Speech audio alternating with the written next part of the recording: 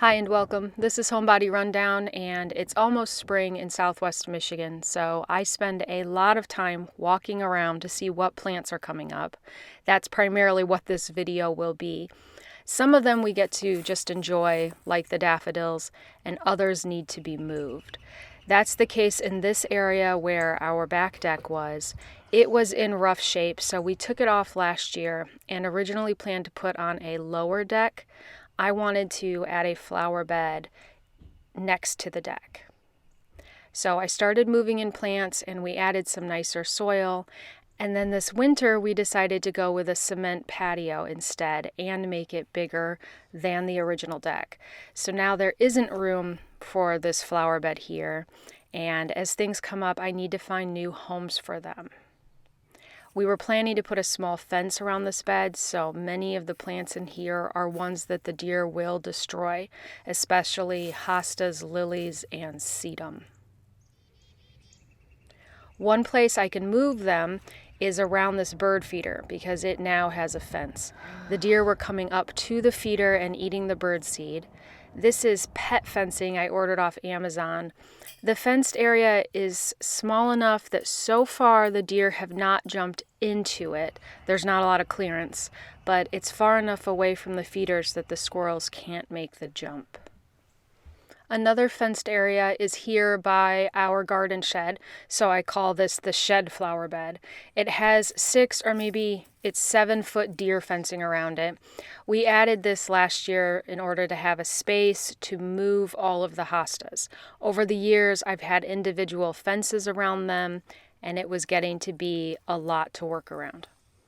I'm noticing here that all 3 clematis came back, which is wonderful. We originally planted a 3-pack from Sam's Club, but only 1 survived, so last year we replaced the other 2. Here are just a few of the deer in the neighborhood and why we need all the fences. We moved almost all of the hostas to the shed flower bed last year, but did not get to the ones under the oak tree. They are starting to come up, so I've been putting temporary fences around them until we have time to get them moved. They've been here several years, so they've spread out and they will take more effort to dig up. This is our old vegetable garden that I've switched over to a flower garden. The strawberries are still in here, but eventually I'd like to move them out to a new bed. In here primarily are peonies, lilies, and hollyhocks, and I found this English daisy I grew from seed last year came back or reseeded itself. Did some plant shopping. These ferns are from Walmart, and they are for inside the house. I especially like these tiny ones. I bought a lot at the local greenhouse, including more hostas, which I really don't need. Also, some Japanese forest grass, herbs, nepeta, ferns, and some new colors of hollyhocks and lavender. The Blue Star Juniper is from Lowe's. I have quite a few of these, and I've gotten all of them at Lowe's, and most of them have done pretty well. This is a new to me shrub called brocade willow. It's beautiful. I found it at Walmart. I think they just had gotten their outdoor plants in the parking lot, so this was still in great shape. And this is April. I already set out a couple of the new grasses to plant under this Chinese dogwood. I've struggled with this area. It's very dry and it can get pretty intense afternoon sun, so we'll see how these do.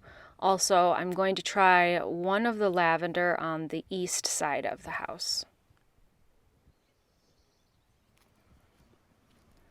Going to replace this Japanese forest grass from last year with a catmint nepeta. It's just too sunny and hot here at the end of the driveway in the afternoon for this grass. Adding another one on the other side of the driveway. I planted 1 nepeta last year and the deer did not eat it, so I am hopeful for these. Looking at the front of the house, we took out a grass and put in a weigela last year, and I thought it would be okay to have an empty space during winter, but it actually bugged me. So I'm going to move the weigela this spring and replace it with a couple barberries from the backyard and maybe some new plants. This is the west side of the front yard, and the red buds are getting some nice color. Checking out the 9 bark that I put in here last summer. The deer snipped at a few branches, but really didn't bother it too much, and so far, so good.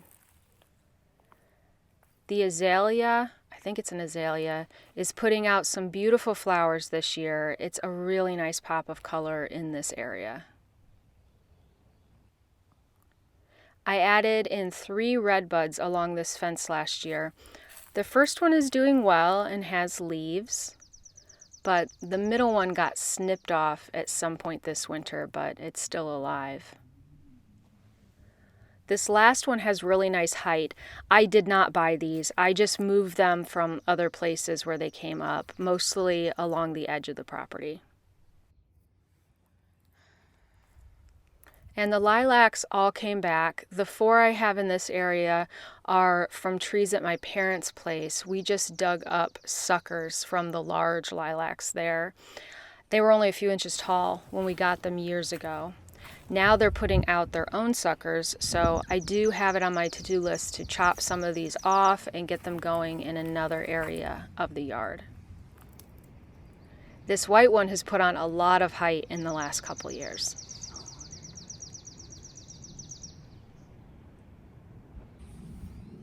In this area by the lilacs, I'm going to move out this barberry so the willow shrub can fill the space. This is a newer flower bed I started last year. We need to finish the edging. I want to take it to the end of the white fence. And I put some plants in here last year, including lavender, and then this spring I've moved in Siberian iris.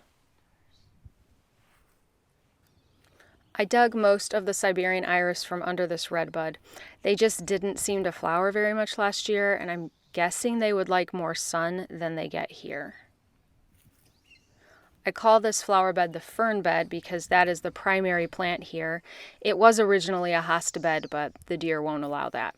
Last year I added in some of these Hakana or Japanese forest grasses. There were 2 here, and this spring I chopped a piece off each of them to spread them along the edge more. Most of these astilbe are new last year. They all came back.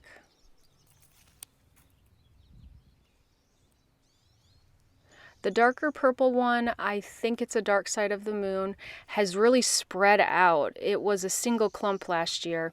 Unfortunately, I didn't realize it in time and broke off one of these little baby sprouts. Here's a different angle of the fern bed between the red bud on the left and the dogwood on the right. And now I'm turning to look at another new bed. We just started this one in the fall around the bird feeder. We took down a huge wild cherry tree that was in this space, and it's kind of in the center of the backyard. Since we had to add a fence around the feeder, I've been adding in things here that are not deer resistant, like the sedum that I showed earlier and also coral bells. I plan to move out some of the more deer-resistant plants to other places. Was surprised this guy showed up since I was so close. Chance of frost, so I had to cover the hostas. At least with them consolidated into one area, covering them is a little easier. Walking around the backyard, I really like these dogwood bushes that have red stems, but I do have to keep fences around them until they're larger because the deer eat them. This is another spot where I added in some of those transplanted Siberian iris. They seem to all be alive still. We have a couple lilacs here that are also from my parents' house. The deer will nibble on these as well, so I tend to keep fences around them when they're small. But I don't have to fence the tall ones because at least the deer won't be able to eat all of the branches. This one looks like a light purple.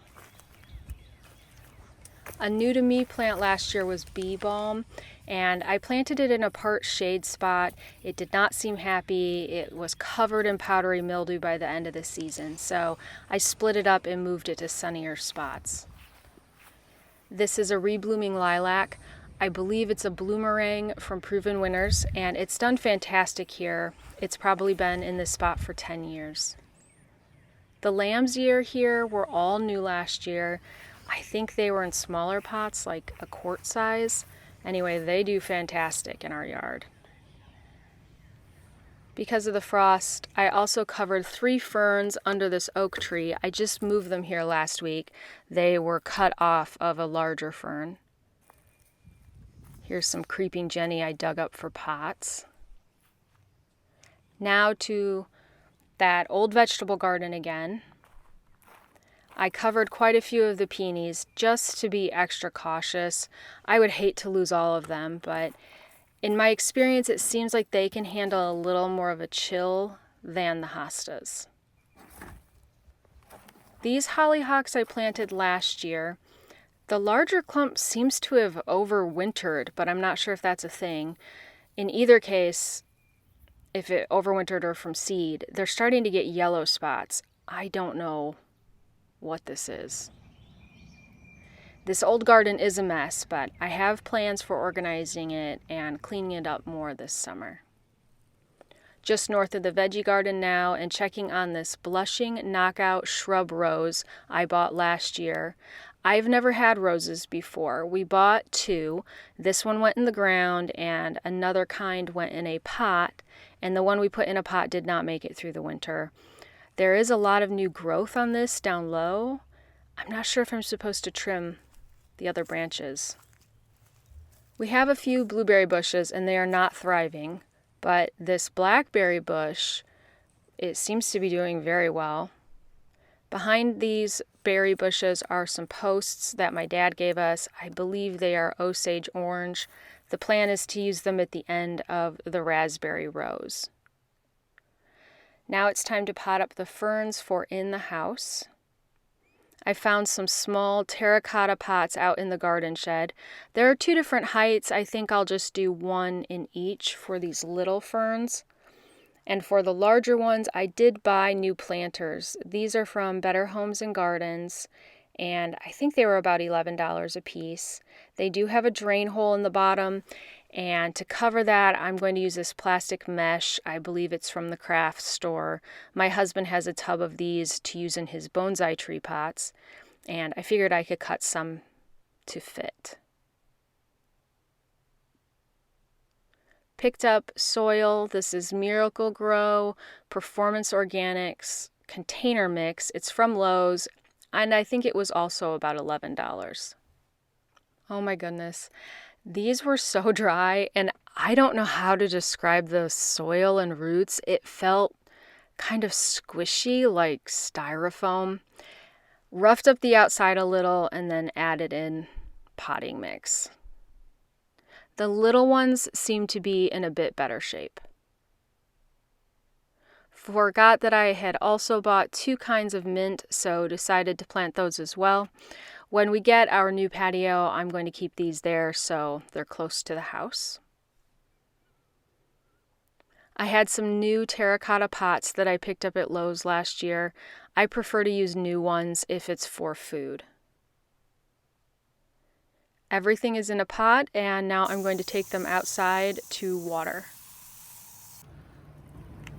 I really, really hope these ferns live. They look really nice right now. We moved the golden barberry out of this space so that we could plant the new willow shrub. Thought I would show you what our soil looks like. My husband is doing the digging here. It's darker soil down, maybe a foot, and then the lighter colored soil is clay. I'm guessing it makes our soil not drain well. I still buy plants that say they need well-draining soil, though. I try to have a little self-control and only buy 1 or 2 of something new and just see how it does for a season before I buy more. I don't really baby anything. I don't amend the soil much. It's just adapt or die around here. But back to the willow, it will fill in this whole space. It's towards the end of April and we had a frost.